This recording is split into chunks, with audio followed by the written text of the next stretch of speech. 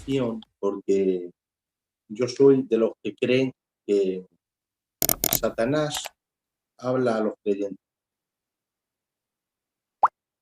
y mucho, no poquito, mucho. Y a veces ponemos oído. Y bueno, el apóstol Pablo también estaba preocupado de eso. El mismo Jesús le dijo a Pedro, apártate de mí, porque no pones la mira en las cosas de Dios, sino en la de los hombres. Es que estaba oyendo la voz de la serpiente. Hay un mensaje que prediqué un tiempo atrás, estaba con Javi, con Domingo, en la iglesia, no se pudo grabar bien, lo titulé La voz de la serpiente, pero que creo que es necesario que la iglesia atienda este mensaje porque pues, Satanás habla, Dios habla, Satanás habla. Y indudablemente Satanás siempre habla para destrucción y Dios siempre habla para restauración y bendición. Entonces, me gustaría que pusieras atención para que veas la línea del mensaje y al ver la línea del mensaje te vas a dar cuenta cómo Satanás no quiere y no está interesado en que veas a Dios en una luz verdadera, en que lo conozcas realmente, en que sepas quién es el Señor.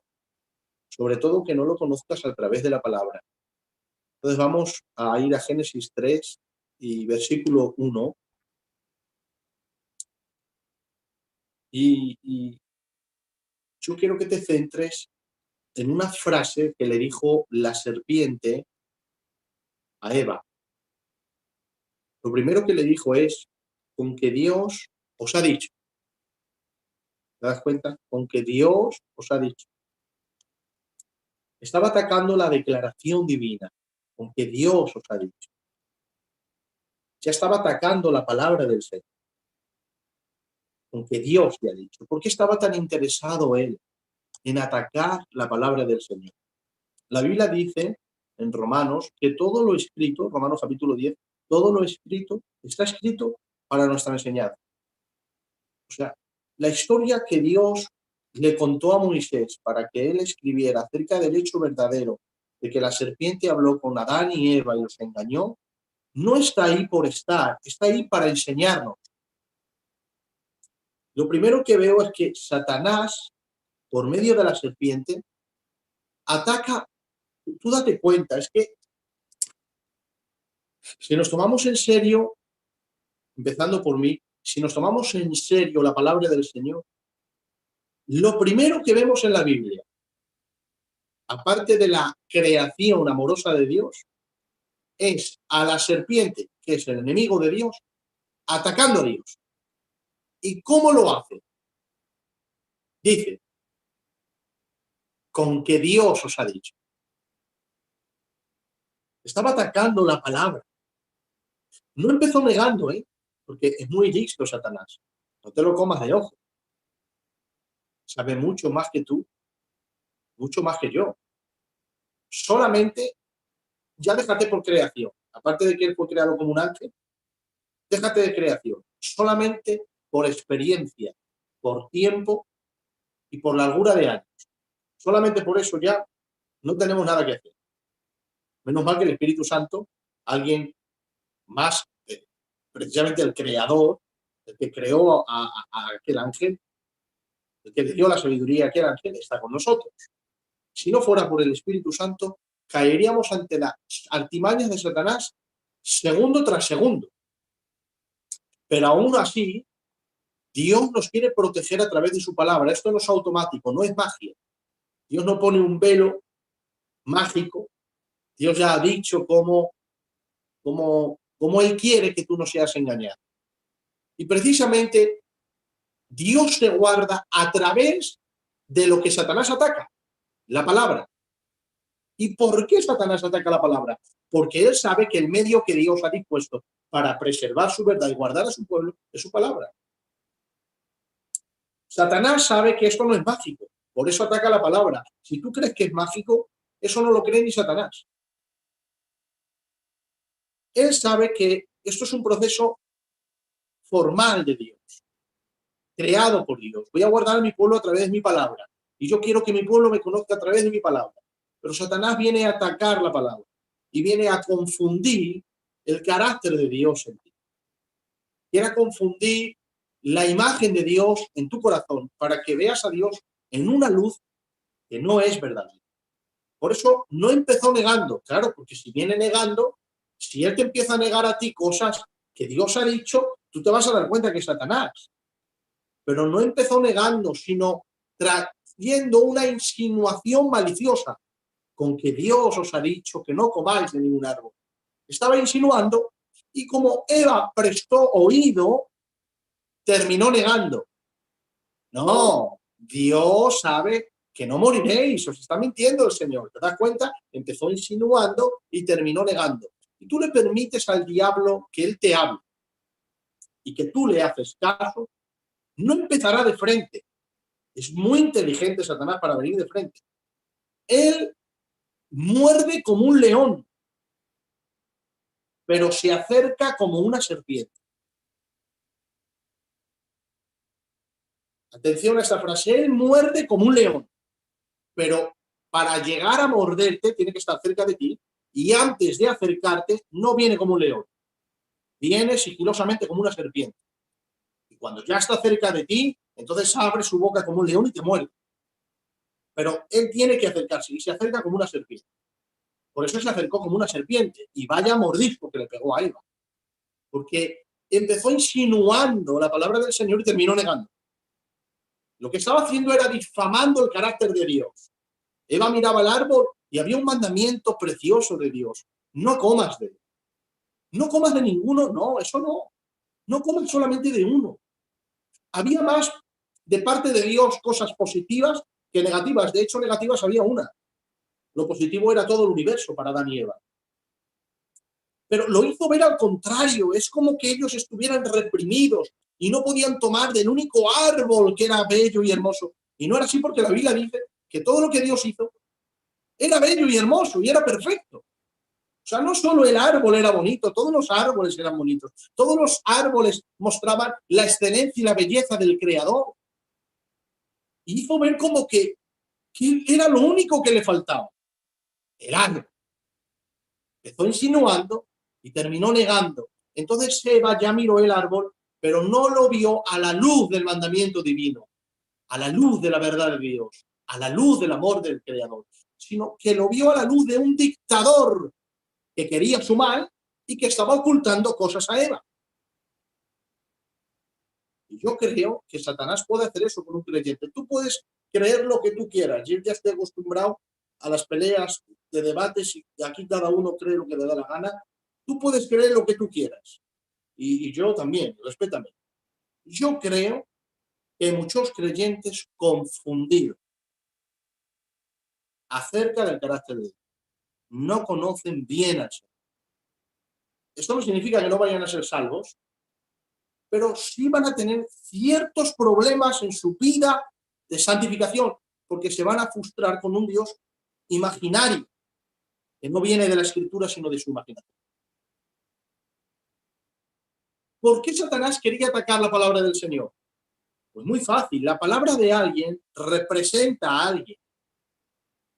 La palabra de alguien representa su carácter. Por eso la Biblia dice en Salmo 33:4, porque recta es la palabra de Jehová. No dice recto es Jehová, dice recta es su palabra. Pero ¿cómo van a hacer una palabra de alguien recta si él está torcido? ¿Por qué dice la palabra es recta? Porque con eso está diciendo que si la palabra que sale de él es recta es porque él es recto. Porque la palabra representa su carácter. Y toda su obra, dice, es hecha con fidelidad. ¿Se puede esperar uvas de los espinos? No, ¿verdad? ¿Cómo se puede esperar fidelidad de alguien infiel? Pero si el Salmo dice, toda su obra es hecha con fidelidad, es porque él es fiel. La palabra del Señor es justa porque el Señor es justo. Satanás estaba atacando la palabra del Señor, negar su verdad y manipular la mente de Eva para que ella mirara a Dios en una luz no verdadera. qué osadía la de la serpiente. Qué osadía tan impresionante. Estaba hablando del Creador. Ya el Señor lo había tirado del cielo, ¿eh? Y se atrevió otra vez a difamar el carácter de Dios. ¿Sabes por qué él quiso difamar la palabra del Señor? Porque eso ya lo hizo en el cielo y le dio éxito. Y volvió a hacerlo de nuevo en la tierra y le volvió a dar éxito. Estaba manchando el carácter divino. Lo que Satanás pidió de Eva fue un sentido de ella. ¿Cuál fue? El primer sentido que Satanás pidió de ella. El oído. El sentido del oído. Luego la Biblia dice que después de que Eva le escuchó, luego le dijo, dice, y mirando Eva el árbol, ya le cogió el sentido de la vista. Y tomando el árbol, ya estaba el sentido del gusto. Perdón, del tacto. Tomando del árbol y luego comiendo del fruto, ahí estaba el sentido del gusto. Estaba atacando los sentidos del hombre.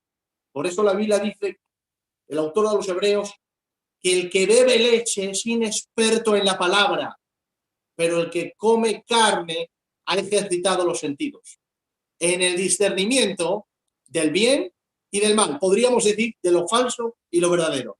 ¿Te das cuenta?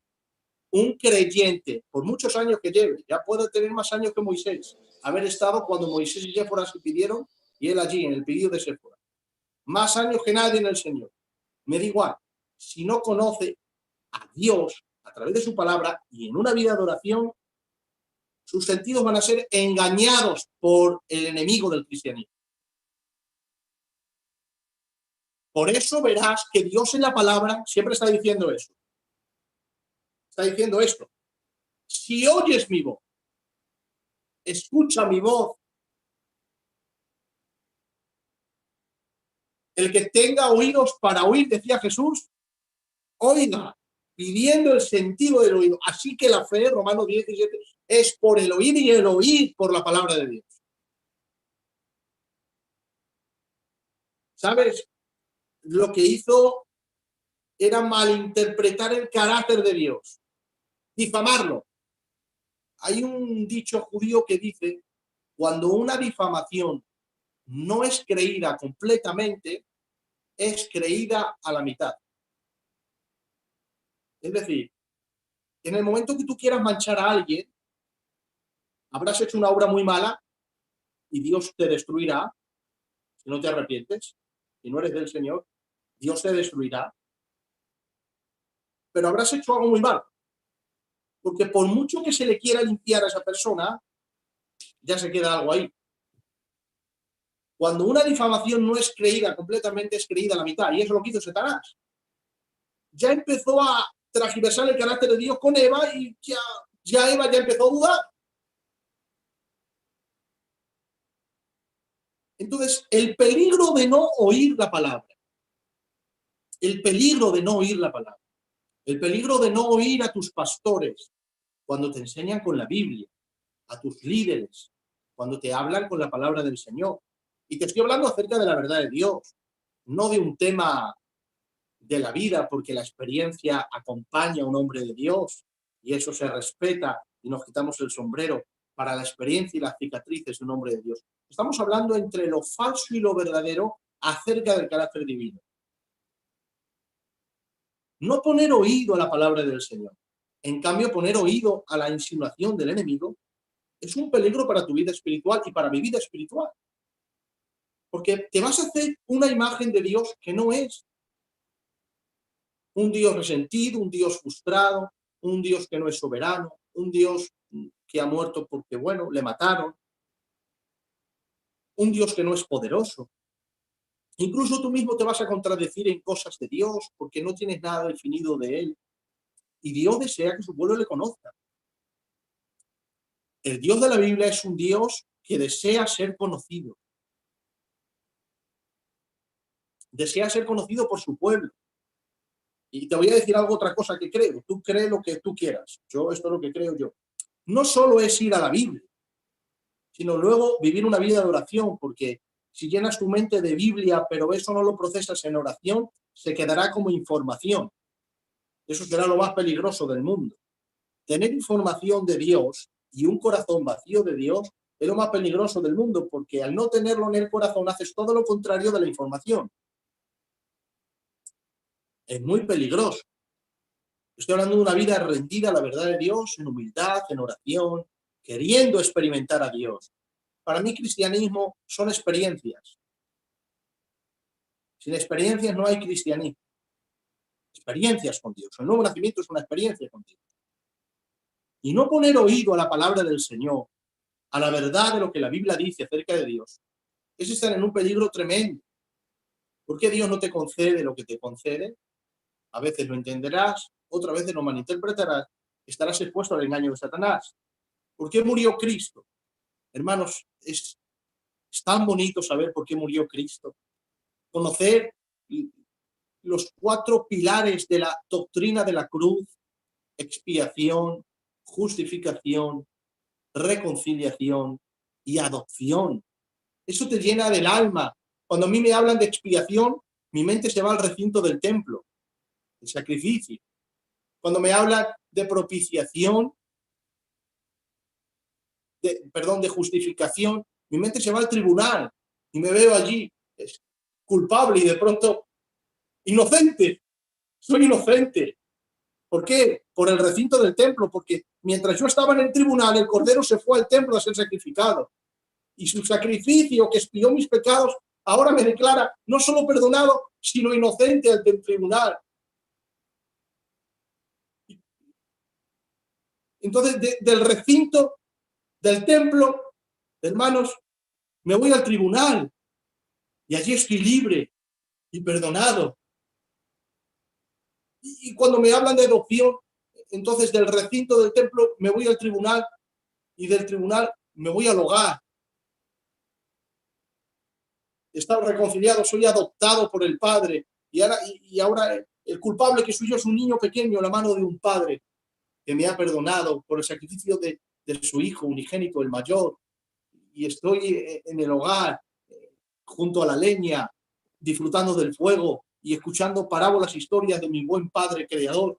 Hermanos, conocer esas cosas te liberan, te llenan de gozo, hace que te enamores más del Señor, claro que sí. Y el peligro de no poner oído a la palabra del Señor. Mirad, os voy a decir algunas profecías acerca de Cristo para que ustedes vean que no había posibilidad de no creer en el Señor. Porque tú me puedes decir a mí, pastor, es que es muy difícil. ¿Cómo van a creer que Él es Dios? O el Mesías.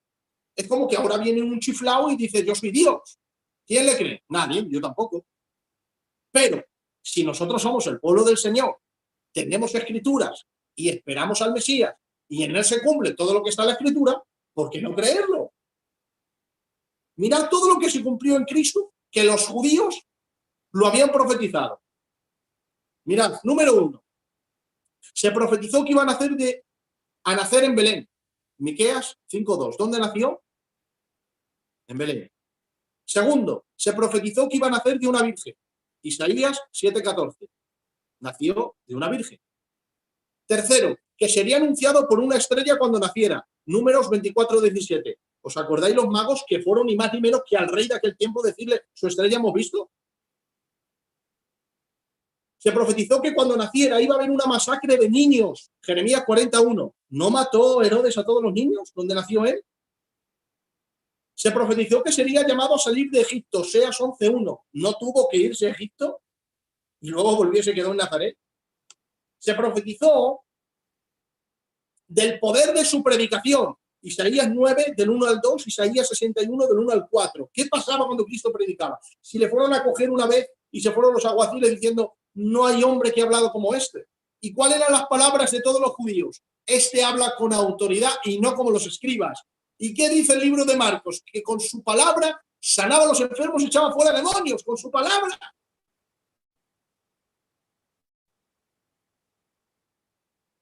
Se profetizó que sus hermanos no judíos no iban a creer en su mensaje. Isaías 6, 9 al 10. También se profetizó que los judíos le iban a honrar de labios, pero el corazón de ellos estaría lejos de él. Isaías 29, 13. Se profetizó que iba a entrar triunfalmente en un asno a Jerusalén. Zacarías 9:9. Se profetizó que iba a purificar el templo. Jeremías 7:11. ¿Te acuerdas que tiró a todos? Se profetizó que los discípulos huirían cuando él fuese herido. Zacarías 13:7. ¿Qué pasó cuando él fue herido? Todos huyeron, dice la Biblia. Lo dice así, categóricamente. Todos huyeron. Se profetizó que iba a morir por los pecados de los seres humanos. Isaías 53.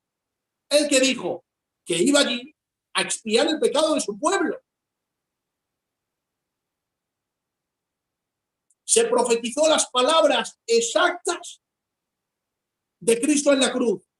Salmo 22. Dios mío, ¿por qué me has abandonado? 1000 años después de que se profetizaron, se cumplieron. Se profetizó en el Salmo 22:16 que sus manos y sus pies serían horadados. ¿Y qué le pasó? Dice la Biblia que traspasaron sus manos y sus pies. Se profetizó en Salmo 22:18 que se echarían suertes por sus vestiduras.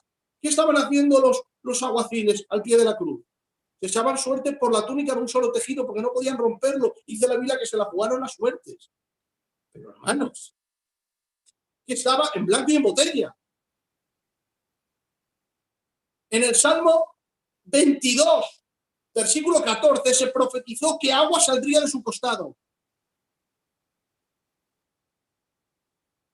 A los hombres malhechores en la cruz se les rompían los huesos para que al quedar descolgado se terminara el aire en los pulmones y se asfixiaran.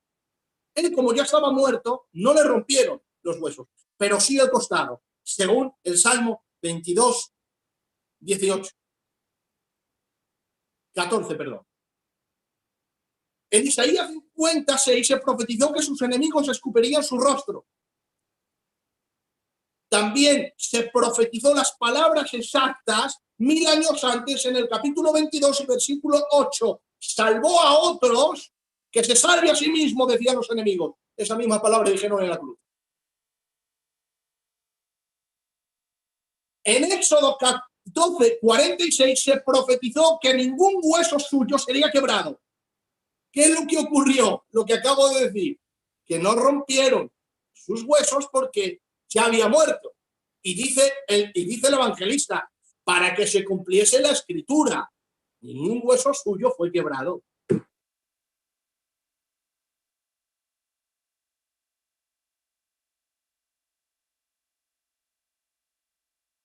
El Salmo 69:21 estaba profetizado que en su sed le darían vinagre. Él dijo, tengo sed, vinagre le da. Zacarías 11:13 se profetizó que iba a ser vendido por 30 piezas de plata, 520 años antes de que sucediera. Jonás, capítulo 2 y verso 1, se profetizó que estaría en el sepulcro 3 días y 3 noches. Él mismo lo dijo y se comparó a Jonás en el vientre del gran pez.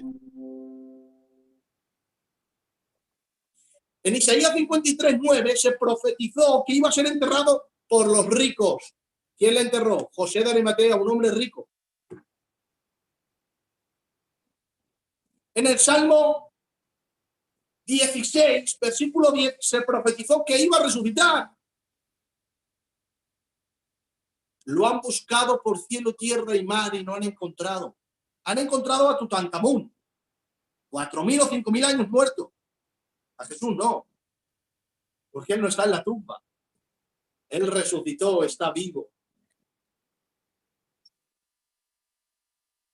Salmo 24 y 68:18 se profetizó que iba a ascender al cielo. Y en el Salmo 110 se profetizó que se iba a sentar a la diestra de Dios. Y él lo dijo, desde ahora en adelante me veréis sentado a la diestra del poder de Dios. ¿Cuántas profecías?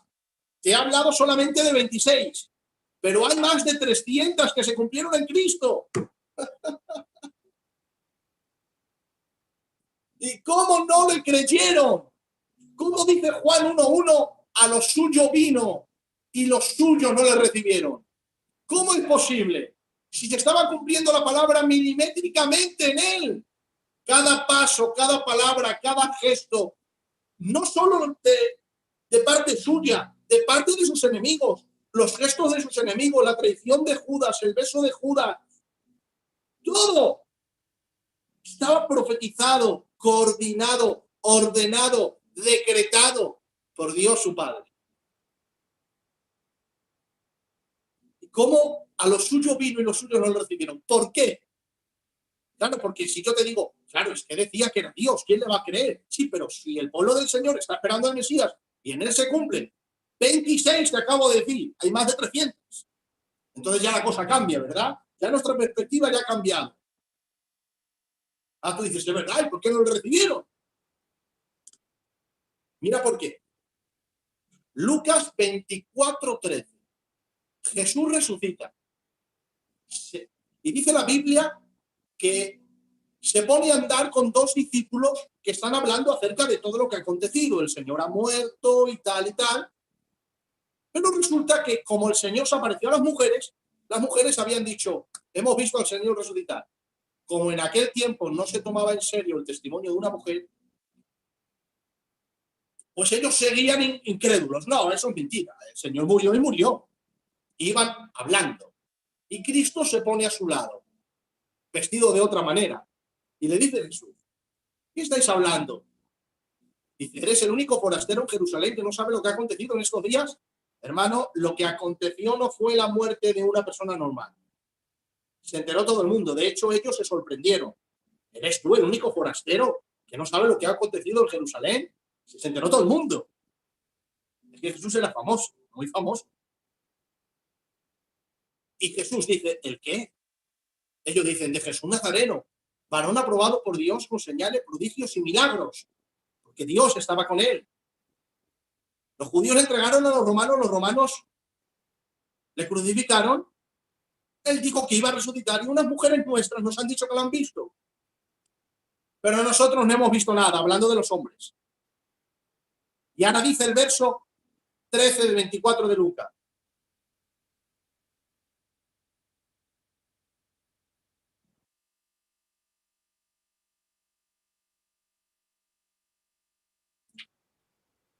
Perdón, 24, 21 dice, pero nosotros esperábamos que él era el que había de redimir a Israel. Además de todo esto, es ya el tercer día que esto ha acontecido. Pero nosotros esperábamos que él era el que redimiese a Israel. Os pregunto, ¿redimió Cristo a Israel, sí o no? Sí. Y ellos dicen que esperaban que era el que redimiese a Israel. ¿Por qué? Porque ellos esperaban un redentor político, no un redentor de sus pecados. ¿Y por qué lo esperaban así?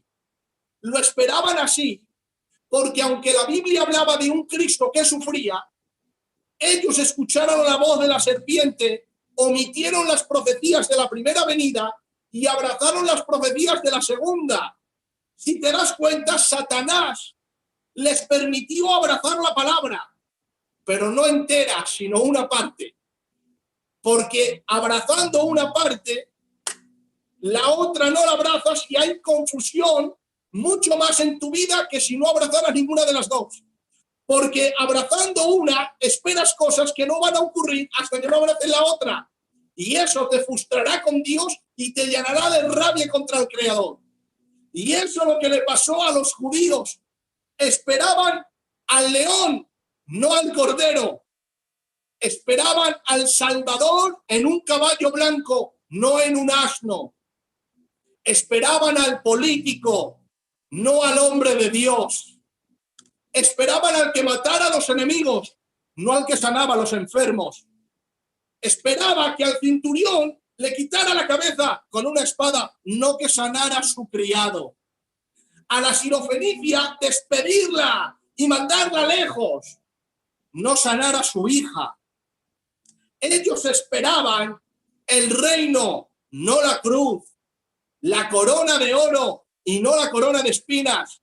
Y como pusieron oído a la mitad de la palabra, No aceptaron la otra mitad y cuando vino ni más ni menos que su Mesías, su Redentor, el deseado de las naciones, el hombre de Dios, el Salvador del mundo, el que hoy todas las naciones le rinden adoración, alabanza y pleitesía. Ellos le tuvieron frente a frente, le miraron, le tocaron, hablaron con él, incluso conmigo en la casa de algunos. Pero como él dijo, llegará el día que os cierre la puerta y ustedes me dirán, ábrenos porque en nuestras plazas enseñaste y entre nosotros predicaste la palabra, pero yo diré que no, porque esta era la oportunidad. Por eso él llorando dijo, ay Jerusalén, si a lo menos conocieras tu día, para que supieras lo que es para tu paz. No lo entendieron, no entendieron el día del Señor, porque abrazaron la mitad de la profecía, pero no la otra. Por eso Pablo le dijo a los efesios, estoy limpio de la sangre de todos ustedes.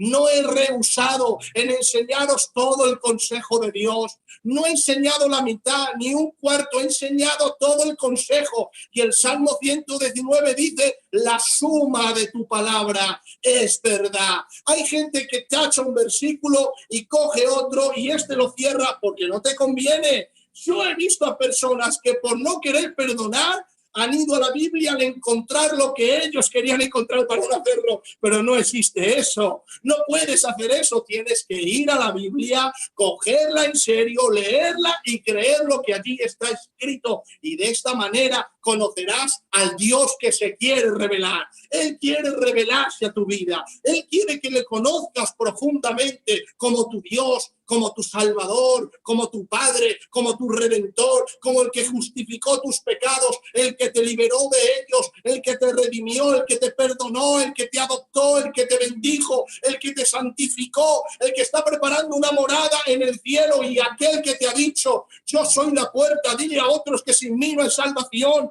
No le des más vueltas, créelo, anúncialo, vívelo, porque es así como podemos conocer a Dios.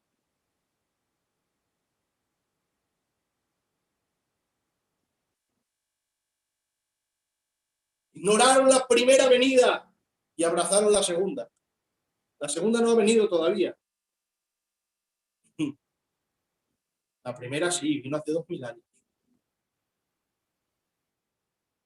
Eso es lo que hizo con Eva. Torció su sentido de visión. Ya no miraba a Dios en una luz verdadera.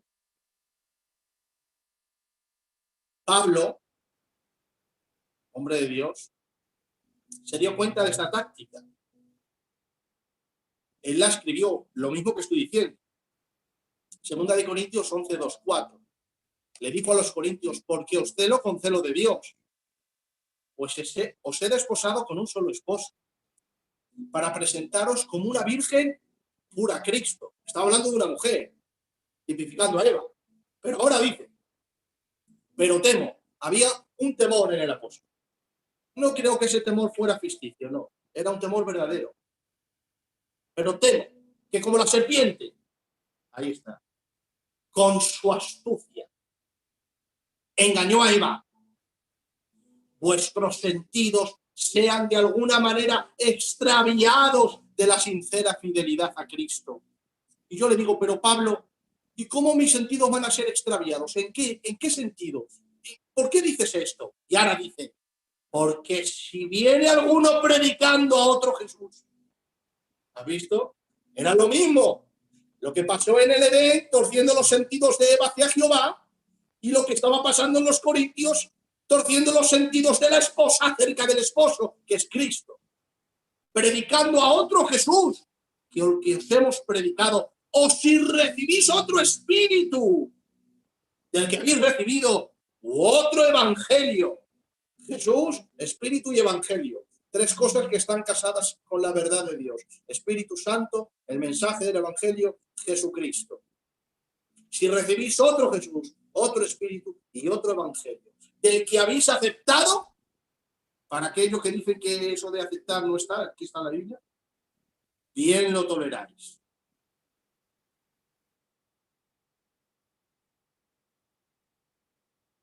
¿Te das cuenta? Pablo dice que la astucia de la serpiente engañó a Eva y temía que hiciera lo mismo con los creyentes de Corinto, apartándolos de la sincera fidelidad a Cristo. ¿Cómo los apartaba? Pues igual que Eva. La voz de la serpiente hizo ver a Eva, a Dios, en una luz no verdadera, y a los corintios les persuadió para recibir a un Jesús falso y no verdadero. Es la misma táctica. ¿Tú quieres escuchar la voz de la serpiente? Oírla vas a oír, ¿eh? Otra cosa es que la aceptes, como dijo Pablo. Si lo aceptas, bien lo toleras. ¿Por qué bien lo toleras? Porque dice Pablo, ya os hemos predicado el Evangelio. Ya os hemos dicho quién es el Señor. Si lo aceptáis, bien lo toleráis. Porque ya os hemos predicado la verdad de Dios. Ahora tú me puedes decir a mí, pastor, ¿qué me puede pasar si yo concibo a Dios en algunas áreas no verdaderas? Si me imagino un Dios, ¿pierdo mi salvación? No. Pero tu vida espiritual va a sufrir daños. Y yo te los quiero evitar.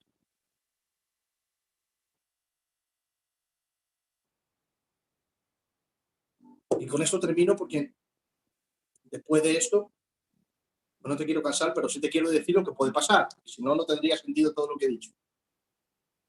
Lo primero que vemos con los discípulos que esperaban al Redentor político y se frustraron con el Redentor Salvador es que Jesús les dijo, ¿por qué estáis tristes? Un Dios imaginario que no llenaba sus expectativas, frustraron sus sentimientos y su gozo acerca de ese Dios. Yo veo un pueblo muy triste. Aparte por todo lo que está pasando, le veo triste con Dios. No entienden el por qué ocurren las cosas. Muchas veces nos rebelamos y decimos, bueno, si Dios lo ha querido así, y lo hacemos con mucha frustración. Pero no debía de ser así, hermanos. Debíamos descansar en nuestro Dios. ¿Qué es la tristeza? La tristeza es un sentimiento de dolor anímico producido por un suceso desfavorable que suele manifestarse con un estado de ánimo pesimista, la insatisfacción y la tendencia al llanto. No sé si tú estás triste, porque todavía no conoces a Dios en oración, pero yo te animo que empieces a leer la Biblia y a orar. Para mí la vida cristiana es eso, orar y leer la Biblia, nada más. No hay varitas mágicas ni otras cosas. Orar y leer la Biblia, yo de ahí no me muevo. Si me quieres mover, muy difícil que me mueva de ahí, ¿eh? Yo de ahí estoy de piñón fijo.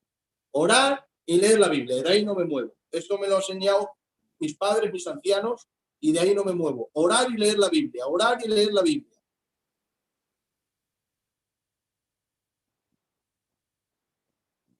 Hay un pueblo así, triste. ¿Recuerdas a Elías, el profeta? Mira, le usó el Señor para mandar fuego, para parar la lluvia. Abrió el río, abrió el río Jordán. Corrió más rápido que los caballos del rey Acab. Denunció el pecado del pueblo. Pero hubo un momento de tristeza. Resucitó un muerto, ¿eh? Hubo un momento de tristeza en su vida. Primera de Reyes 19:4. Se fue a un desierto y caminando un día de camino se sentó debajo de un enebro y deseando morirse dijo, basta. Un pueblo que desea morir en su estado espiritual, sin moverse, sin avanzar, sin activarse. Y el Señor le despertó, envió un ángel. Hoy Dios te está enviando su palabra para despertarte. No estés triste, levántate, confía en mí. Dios quiere un pueblo animado, pero en Él, con ánimo pronto, como dice la Biblia. La tristeza le hundió al profeta, se quedó a dormir, no quería saber nada de la obra de Dios. ¿Tú crees que Dios te quiere así? No. Entonces hay cosas que ocurren que Dios no quiere que pase, pero pasa. ¿Por qué? Por las razones que Dios quiere. Ahí yo ya no me meto. Pero pasa. Dios no quiere un pueblo así. Porque si el pueblo está así, Y es Dios quien lo quiere. Aquí el mediocre es Dios. No soy yo. No, pero Dios no es el mediocre. El mediocre es el pueblo. Dios es excelente. Cuando nos deprimimos, nos sentimos tristes, desanimados, nos hundimos en la angustia, en la amargura, en la desmoralización, sollozamos con facilidad. A veces la angustia es tan alta que no podemos llorar. Además de estar tristes, con frecuencia nos sentimos ansiosos, irritables, impacientes con los demás. La depresión hace que perdamos el sentido del humor, la capacidad de sonreír, el interés en tareas y relaciones que antes nos parecían placenteras. Orar, qué alegría. Buscar al Señor, qué bendición. Evangelizar, compartir de Jesús, hablarle a otras personas, ayudar al pastor, estar con los hermanos. Todo eso pierde su color. ¿Te das cuenta que no solo es el pecado lo que ahoga la vida de Dios en la iglesia? Satanás es muy listo, él sabe que hay otras cosas, como la tristeza. Pero Dios en su palabra te quiere animar.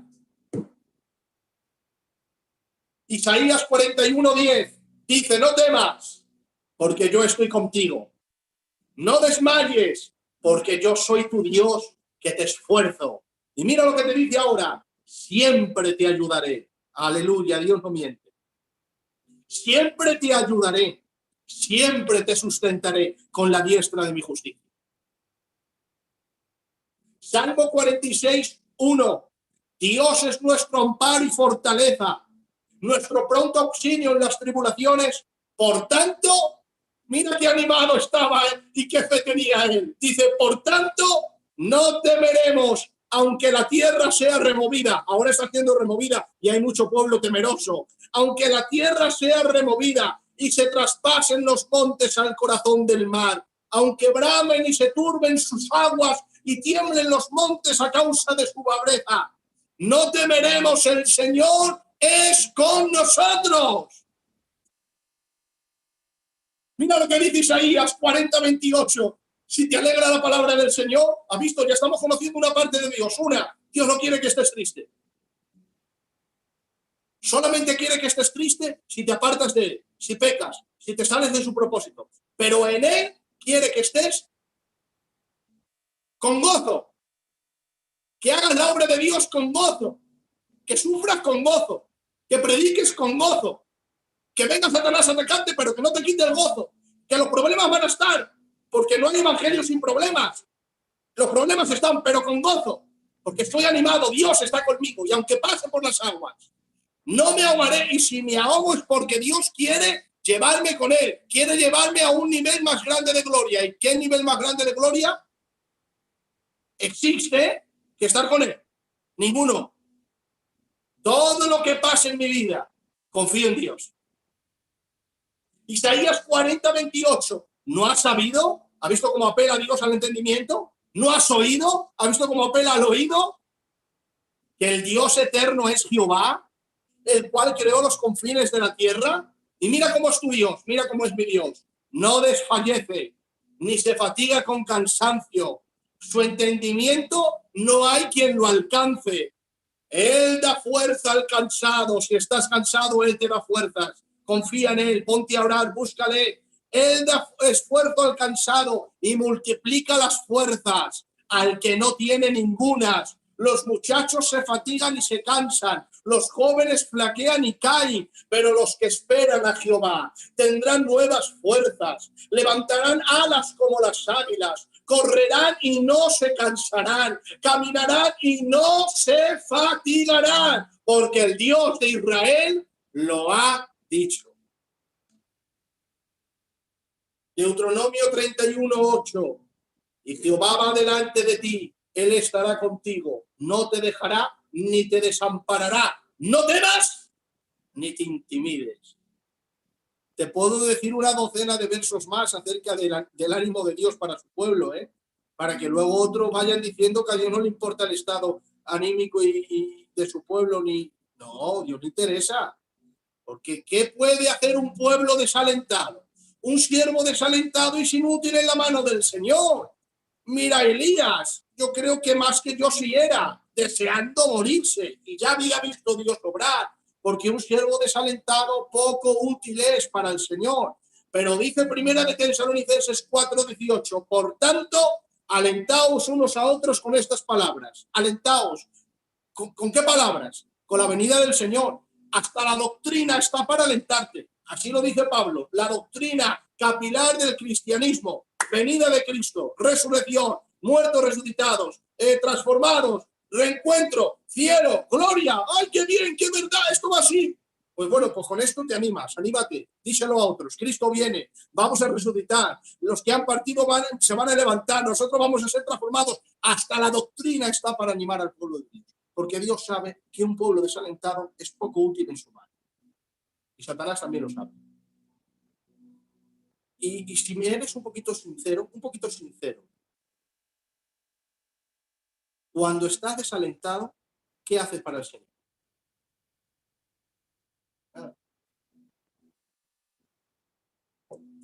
Te roba el tiempo devocional de la oración. Te roba el tiempo de leer la Escritura. Te roba las ganas de estar con tus hermanos. De compartir el Evangelio con los perdidos. Te roba el disfrute de tu hogar. Y esto lo sabe Satanás mejor que yo. Porque yo lo sé casi por instinto. Por instinto, él lo sabe. Lleva toda la vida viéndolo.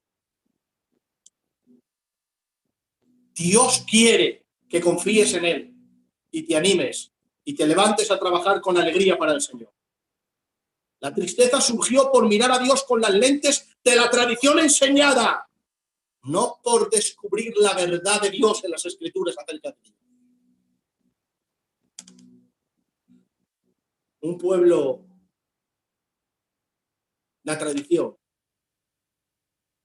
¿Qué te han dicho acerca de Dios? ¿Qué te han enseñado acerca de Dios? ¿Es verdad lo que te han dicho?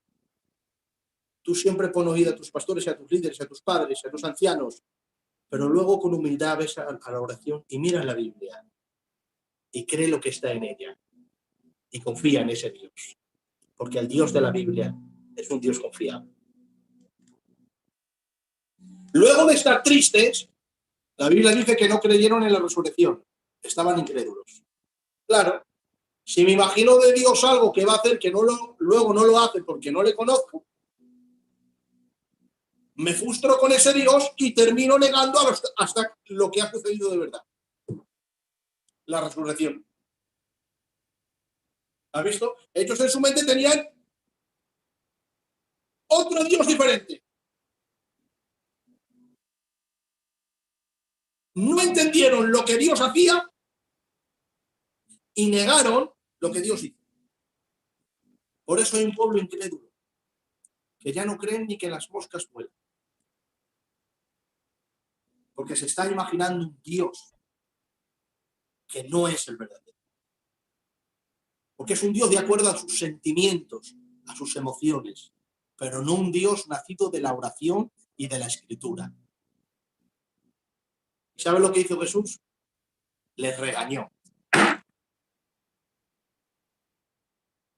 Oh, pobrecito, este pueblo está así, está muy mal, y Dios nos va a regañar. Porque Dios dice, ¿por qué te has imaginado el Dios que a ti te ha dado la gana? Ah, es que a mí me dijeron, es que... No. ¿Qué es lo que hizo Jesús después de regañarles? ¿Qué dice el verso? Y abriéndole las escrituras. Nos va a regañar porque aquí están. Y no hacemos caso de ellos. Ahí está la verdad. Por eso nos va a regañar. Porque la tristeza y la incredulidad no lo hemos autoimpuesto nosotros. Porque nos ha dado la gana. Porque no hemos querido mirar a Dios a la luz de su palabra. Sino de la tradición. De lo que me dijeron. De lo que no comprobé. De aquello que no experimenté. Les regañó. Luego les abrió las escrituras y dice la Biblia, y abriéndole las escrituras, les habló lo que ellas decían acerca de él. Acerca de él, no acerca de nadie más, de él. Porque al que ignoráis es a mí. Y si queréis conocerme, tomad, aquí están las escrituras. ¿Y sabes qué dice? Que cuando les abrió las escrituras, su corazón empezó a arder. ¿Sabes qué significa Emaús? Fuente de aguas tibias. Y allí estaban los tristes, los incrédulos, los tibios, hablando de Dios, hablando de la muerte, hablando de una supuesta resurrección que ellos no creían, pero que ahí estaban, pero llenos de tibieza, de incredulidad, hablando de Dios sin conocerle. Pero en el momento que les abrió las escrituras, el corazón empezó a arder. Y las fuentes de aguas tibias se convirtió en una fuente de agua. Y llena de fuego. Porque empezó a arder el corazón en fuego. Y empezaron a creer a Dios. ¿Y sabe lo que hizo? Jesús dice que al partir el pan desapareció. Y ahí dijeron, es él. ¡Es él! Y ahí le reconocieron. Atención, mientras le podían ver, no sabían quién era. Y cuando desapareció, supieron que era él. Porque lo que él hizo es aparecer para darle las escrituras. Y cuando ellos la entendieron, él desapareció en ellas. Ya tenéis la escritura, no hace falta que me veáis. No vamos a ver a Jesús hasta su segunda venida, ¿eh? No te creas que le vas a ver, que no le vas a ver. Hasta su segunda venida. Pero tú quieres verlo, quieres conocerle, vive una vida de oración, de intimidad. Búscale, métete en tu cuarto, ciérrate, clama al Señor. Conviértete en un hombre, en una mujer de oración. Permite que el propósito de Dios se cumpla en ti. Y después de orar mucho, abre la Biblia y lee la palabra viva del Señor. Conoce al Dios verdadero y no permitas que la serpiente tuerza tus sentidos, tus ojos, tu boca, tus oídos, tu tacto del verdadero Dios. Y en el momento que lo conozcas, sírvelo. No estés confundiendo a Dios con Baal. El problema de Israel es que sabía quién era Jehová y sabía quién era Baal. Hoy hay un problema peor. El problema es que lo confunden. Pero no, el Dios verdadero está en la Biblia. Léela y búscale y escucha su voz y obedécele. Y si le obedeces, obtendrás su bendición. Dios estará contigo y conocerás al Dios verdadero. Y en ti se cumplirá la oración de Jesús, que le dijo al Padre, Juan 17, Padre, que te conozcan a ti, al único Dios verdadero, y a Jesucristo, a quien tú has enviado. ¿Y cómo te conocerán? Jesús lo dijo así, no solo ruego por ellos, sino por los que han de creer en mí, por la palabra de ellos. Se conoce a Dios en oración, nunca te olvides que eso es imprescindible, en oración y con la Biblia. Y así tus sentidos estarán ejercitados en conocer lo verdadero y de lo falso. No estarás triste ni melancólico ni frustrado con este Dios, porque no hay Dios más grande, más santo, más justo y más maravilloso que mi Dios. Cerremos los ojos. Padre, te ruego que apartes la voz de la serpiente de nosotros, que no tuerza nuestros sentidos, Señor, que te conozcamos a la luz de la revelación de tu palabra y que vivamos vidas sumergidas en la oración, en la palabra, para conocerte y saber qué es lo que tú has dicho acerca de tu Hijo Jesucristo. Gracias por este momento, gracias por tu presencia, gracias por la unción y por la convicción de la palabra del Señor. Gracias, te doy por todo, por mi hermano Javi, mi hermano Enrique, mi hermano Adolfo y todos los que están conectados a través de YouTube Te ruego que los que vayan a escuchar este mensaje, después en el canal, tú los bendigas y los llenes de tu presencia y de la luz, para que a través de la palabra y de la oración puedan conocer al Dios verdadero y a Jesucristo, el único mediador entre Dios y los hombres. Gracias, Padre, por tu amor y por todo. En el nombre de Jesús. Amén y amén. Que Dios les bendiga mucho.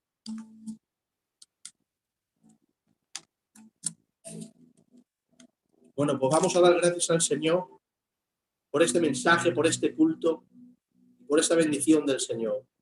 Cierra tus ojos y dale gracias al Señor. Ahí en el lugar donde estás, si hay alguien que no conoce a Jesucristo, pídele al Señor. Revélate a mí. Pues tú dijiste que nadie puede conocer al Padre sino el Hijo, y a quien el Hijo se lo quiera revelar. Revélate a mí, Señor. Perdona mis pecados y hazme uno contigo. Señor, gracias. Te ruego que sanes a hermanos y hermanas o personas no creyentes que estén mirando el vídeo, que están enfermos. Yo te suplico sanidad para ellos. Por favor, sánalos y que puedan así ver tu bondad y tu amor. En la Biblia dice que tuviste misericordia de aquella viuda porque te dio pena que su hijo murió. Y movido a misericordia, resucitaste al joven. Muévete a misericordia de estas criaturas y sánalos, Padre Celestial. Gracias te doy, Padre, en este momento por tu presencia, por la unción de tu Espíritu. Gracias, Señor.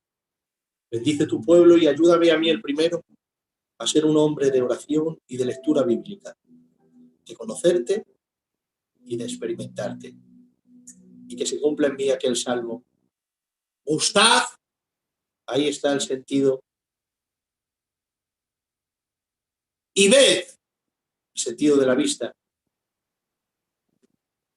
el sentido del gusto. Gustad y ved, qué bueno es el Señor. Gracias, Padre, en el nombre de Jesús. Amén. Gloria a Dios. Amén. Pues ya está.